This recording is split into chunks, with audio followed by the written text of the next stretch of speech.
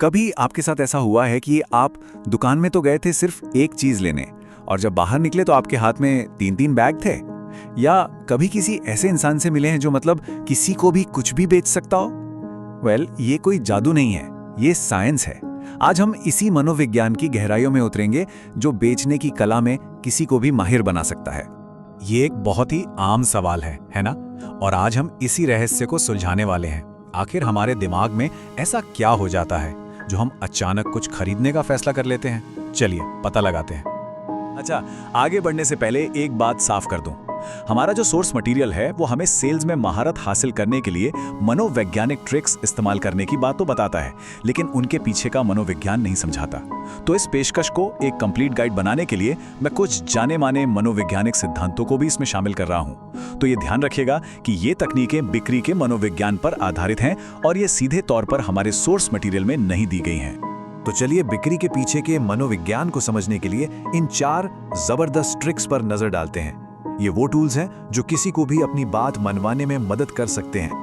तो पहली बड़ी ट्रिक है पारस्परिकता, या कह लीजिए लेन देन का नियम। जरा याद कीजिए, पिछली बार जब किसी मार्केट में आपको किसी ने पनीर का एक फ्री सैंपल चखाया था।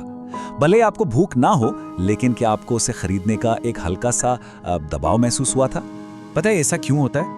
क्योंकि हम इंसानों को किसी का एहसानमंद रहना पसंद नहीं है। ये एक बहुत गहरी मनोवैज्ञानिक भावना है।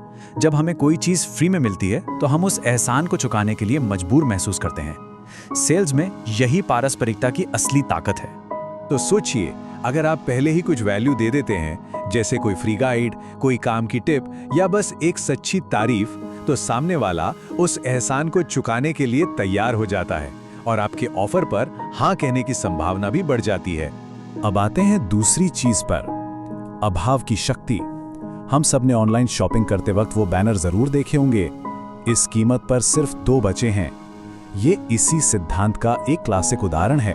ऐसा इसलिए है क्योंकि हम उन चीजों की ज्यादा वैल्यू करते हैं जो हमें लगता है कि खत्म होने वाली हैं। इससे हमारे मन में एक डर बैठ जाता है कि कहीं ये मौका हाथ से निकल ना जाए, जिसे फोमो भी कहते हैं। और यही डर हमें सोचने से खरीदने की तरफ धकेल देता है।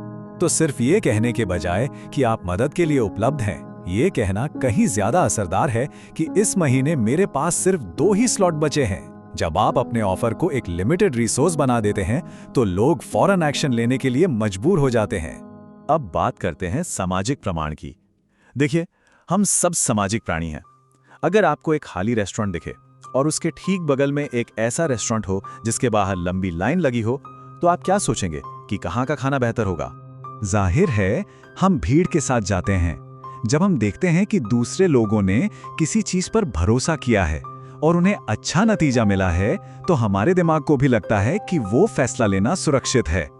इसीलिए अपनी सेल्स प्रोसेस में सिर्फ ये मत बताइए कि आप कितने अच्छे हैं, बल्कि दिखाइए।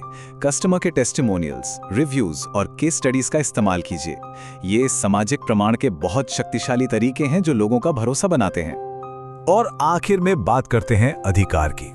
कभी सोचा है, टूथपेस्ट के विज्ञापनों में हमेशा सफेद लैब कोट पहने लोग ही क्यों दिखते हैं? ये अथॉरिटी यानी अधिकार के सिद्धांत का एक परफेक्ट उदाहरण है।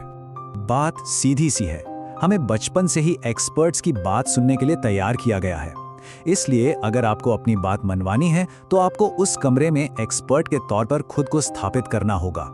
अपने पिछले काम के नतीजे दिखाइए, साबित कीजिए कि आपको अपने विषय की गहरी जानकारी है और पूरे आत्मविश्वास से बात कीजिए।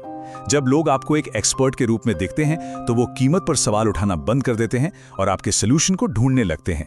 तो इन सभी मनोवैज्ञानिक ट्रिक्स में महारत हासिल करने का असली मतलब क्या है?